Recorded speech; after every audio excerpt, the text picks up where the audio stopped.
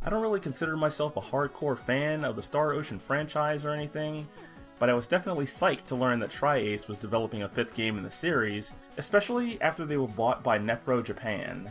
I mean, did we really want Tri-Ace to do nothing but make mobile games from now on?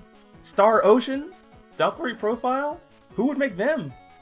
Okay, so Last Hope was pretty mediocre on a 360 and only marginally better on a PS3, but what about now? Is Integrity and Faithlessness? Man, that's a mouthful, now that I think about it. Is it a step up from the last game? A step down? Basically, I want to know what these guys are even doing with their feet, since based on the first couple of hours, this new game is like more of the same in terms of quality. Nah, that's a bit harsh. Let's say it's a little better. The narrative so far seems similar to the beginning of the first game, where you play as a dude, this time without a tail, and his obvious love interest, on a planet that has nothing connecting it to space. Eventually, extraterrestrials show up, and the plot will kick into full force. I've made sure not to spoil myself, so that's what I've got, and that's what I'm giving you. So if you wanted more than that, too bad. Go read TV tropes or something. That's what I do when I want to spoil myself. The character designs were done by Akiman, you know, Street Fighter, Chun-Li. They're not really translated well into the 3D models here, especially Miki, who looks like a goblin. I also believe Yasuda had just finished watching a certain magical index or something, because this girl, as you can see, I don't know her name in the story. This girl looks like the title character from that series, which is strange. Where did she get those clothes while conscious for 2 days? Whatever, anyway, the world looks huge, and you would normally find poor texturing in something so big somewhere, but I haven't found anything obvious yet, which is good. Pop-in is a thing though. I guess the grass grows really fast here.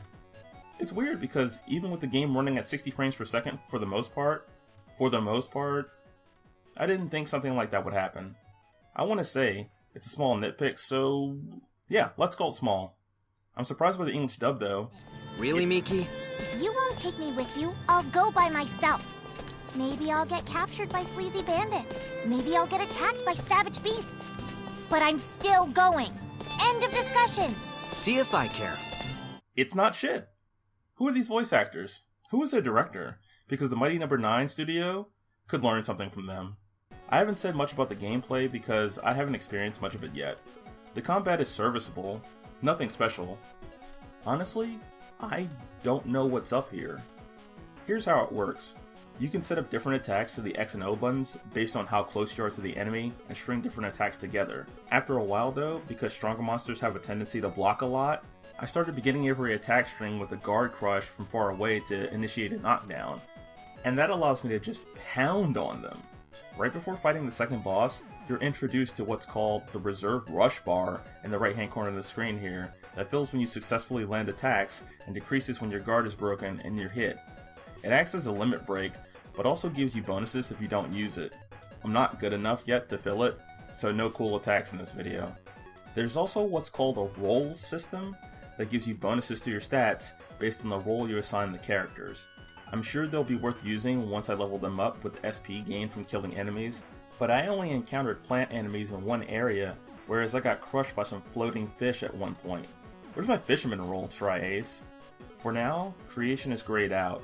My best guess is, you can gain recipes to craft weapons and armor and cook things. Aside from the berries available as healing items and whatnot, there are also other ingredients to buy at shops, so my guess is pretty educated. I don't know right now. I'm enjoying the game. The more recent Tales series does battle better though. It looks fine. It's not ugly, but it's not like I was expecting Final Fantasy 15 or anything. It's what I would consider a B-tier RPG, or a B-tier game. We don't have many of those now, so this is a welcome addition. You can tell Square didn't give Tri-Ace a whole lot of money to make this. I think I'm gonna keep it, and play all the way through. Might make a review, might not, since I can only see a couple of my opinions changing. I'd say, wait for a sale, or get Tokyo Mirage Sessions first if you're really itching to play a great RPG. I own it, but I probably won't touch it until this weekend. Or tomorrow. Who knows? I don't know. Do you know?